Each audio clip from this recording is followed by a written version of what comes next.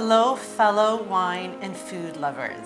Welcome to my home with my sister, Melissa, and we're so excited to be cooking one of my favorite recipes. This is a cozy recipe. It does require some handling of meat and also, a couple of processes, but once it's in the oven cooking, it is fantastic. Oh, it's really good. And a wonderful dish to serve with your family or with guests that that you have at home enjoying wonderful wine, which we're going to be pairing with our Cabernet Sauvignon from Two Sisters. Yeah. I think these recipes, and the reason why we pick them is because we want them easy. They're tried, tested, and true recipes that we feed our family. So any of the recipes that we pick are recipes that are easy and they're not complicated at all. We're not gourmet chefs. We're home cooking, warm, cozy moms that like to cook for our family and our kids, and we know that they love them. So exactly, and at the same time, they're special enough to prepare for a dinner party with friends. So I'm going to get started. So I bought 4 packs of ground meat, 2 veal and 2 beef. To that, I'm going to be adding 3 eggs.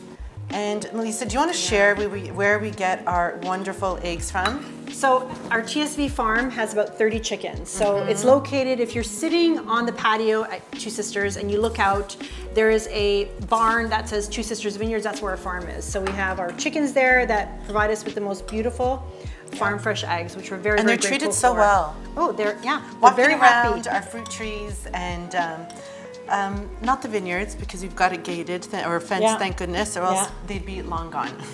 So to that I added some salt, and then I'm going to add 1, 2, 3 tablespoons of Parmigiano Reggiano. And then to that I'm going to add a good maybe 2 handfuls of finely chopped parsley. Speaking of the chickens, I don't know if you know this, but I got attacked by a rooster when we were there once. I remember that. Oh yes, he was strutting around and he was, with his, chickens. His harem of chickies. And then all of a sudden I got too close because I was checking on the bees and they were kind of around me, and he got jealous and he literally jumped on my leg and pecked at my leg. Oh, it was very, very traumatizing. I have a hard time going in there now. As long as he's not around, I'm okay to go in. Oh, I'll never forget that. So an important step to this, which is very interesting because as I said, it's a rolled veal. So we're going to get pizza pan, which I like to use, line it with aluminum and parchment because I never put food right on aluminum. And then I'm going to use that parchment to help me roll the meat. After I layer some beautiful ingredients here. So this is a fun part. I'm going to lay this ground meat onto my pizza pan that's layered with aluminum and parchment. But first I'm going to drizzle it with a little bit of olive oil. Of course, the Kitchen 76 olive oil. So that way, once I roll it, it'll crisp up a little bit in the oven because it has that oil on it. So here we go. Tell me what you want me to do, but I think you got this covered. Yes, I do. Perfect. So my grandmother would make this for us and feed a lot of people. And growing up, I think that was important, right? I mean, everything was about cost. So this was a great dish. And what she would do is she'd actually put boiled eggs in it. She would. So when you cut it, you have like the visual of that egg in the center, right in the middle. Yeah. And this is even better the next day. So I'm going to wash my hands one more time to layer all my ingredients. I have to say, what I like to do with the leftovers is I like to put it in 2 pieces of sandwich bread with a little bit of mustard. It's really, really good. Really yummy for lunch the next day. So Melissa, I'm going to have you sprinkle some Panko breadcrumbs, but it could be any breadcrumbs, because what it's going to do is before I start layering my ingredients, it's going to absorb any extra moisture, so it's not so wet. And that's a secret. I want to use my fingers. I'd like to do that, and I'll even top it before I put it in the oven to give it that extra crunch. Excellent. Okay, great. And we'll just layer some provolone cheese onto the breadcrumbs because that's going to be your first layer. Then we're going to line it with prosciutto. It doesn't matter what kind of prosciutto, but you don't have to use the expensive one.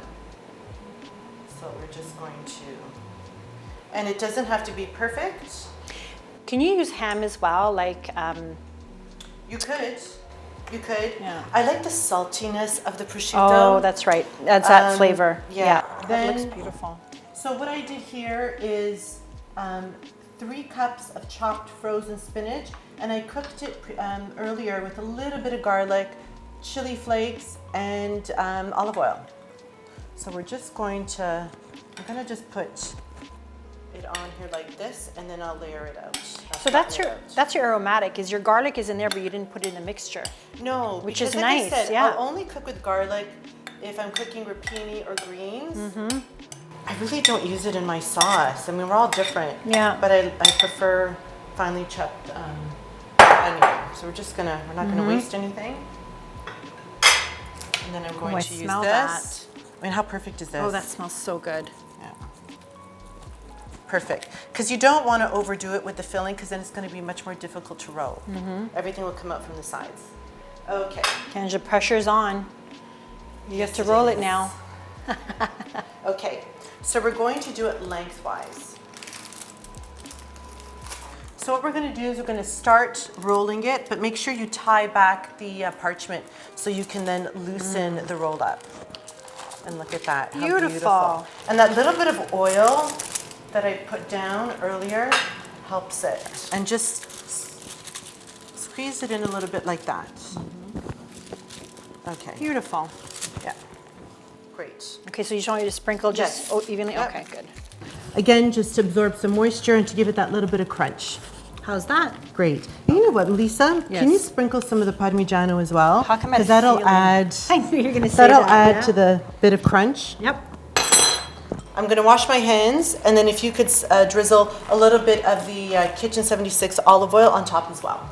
So you want to have the oven really hot, because what it's going to do is it's going to bind the ground meat very quickly, and that's what you want. So it's at bake 425 degrees, and you're going to have it cook in there for at least 20 minutes and then lower it to 400. And cook for another, I would say, hour or so, but we're going to watch it. So here is the polpettone.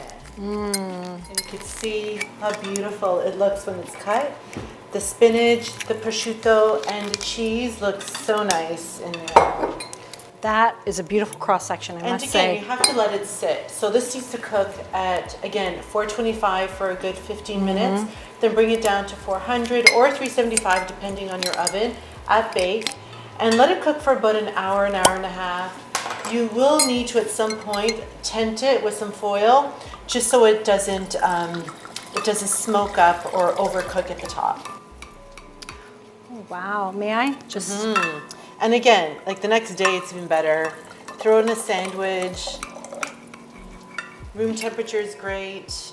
It's just delicious. Oh, it smells amazing. So the Cabernet Sauvignon from Two Sisters works really well with this polpettone, because the structure and the tannins really, they stand up to the richness of the beef and the veal.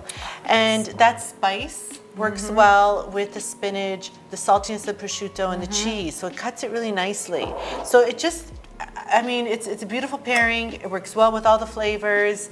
And Cabernet Sauvignon is so versatile. Yes, so you it really is. can pair it with anything. But I think with this, with the saltiness, the cheese, the beef, and that freshness of the spinach, it's nice. Beautiful. So Looks delicious. let's see.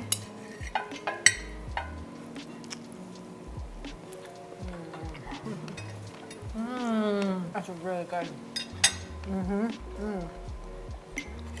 It's delicious.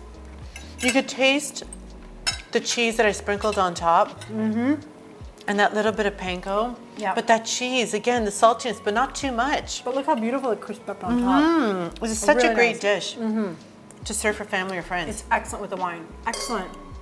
Cheers. It is. It really, really is. It's so nice. So to all of you, I hope you try this at home.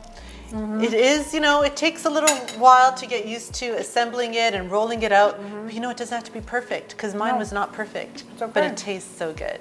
So cheers. Cheers, Celine. Cheers.